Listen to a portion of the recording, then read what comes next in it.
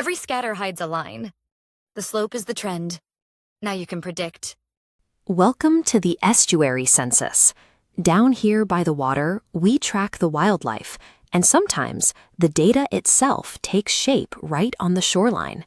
This scatter plot is composed entirely of sea glass scattered along a coordinate plane.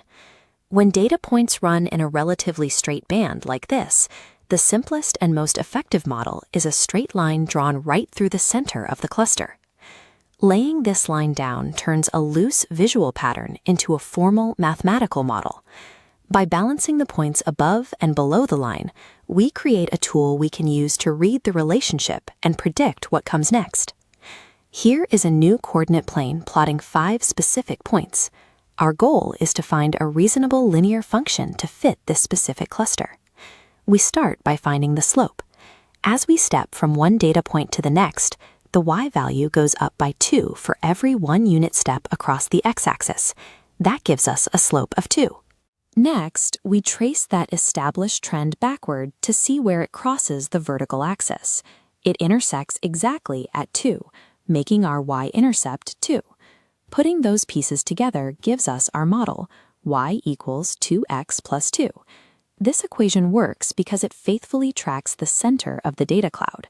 We are prioritizing the overall trend rather than trying to chase any single observation. Take a look at this coordinate plane, showing a steeper line of fit with the equation y equals 1.5x plus 8. Let's predict the y value when x equals 6. Pause here, substitute 6, and calculate. To find the prediction, substitute 6 for x. 1.5 times 6 is 9, and we carry down the 8. 9 plus 8 gives a predicted y value of 17. Trusting the algebra over visual guessing turns our fitted line into a precise tool. We can confidently estimate new values that fall within the boundaries of the trend. This graph illustrates a common mistake.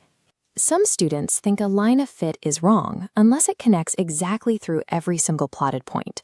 But real-world data includes natural variation. Individual measurements rarely line up perfectly. A true line of fit summarizes the center of the pattern. Some points naturally fall above and some below. Mathematical modeling captures the overarching relationship of the system.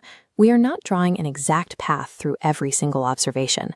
Back out in the estuary, the individual crabs and pieces of sea glass are just single parts of a much larger ecosystem. This cheat sheet shows our core takeaway. The fitted line represents the broader trend of the dataset, not the individual data points themselves.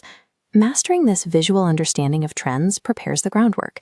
Next, we will use these lines to analyze slope, intercept, and correlation in much more complex models. So, the next time you draw a line through a scatter plot, ask yourself, does your line truly capture the underlying trend?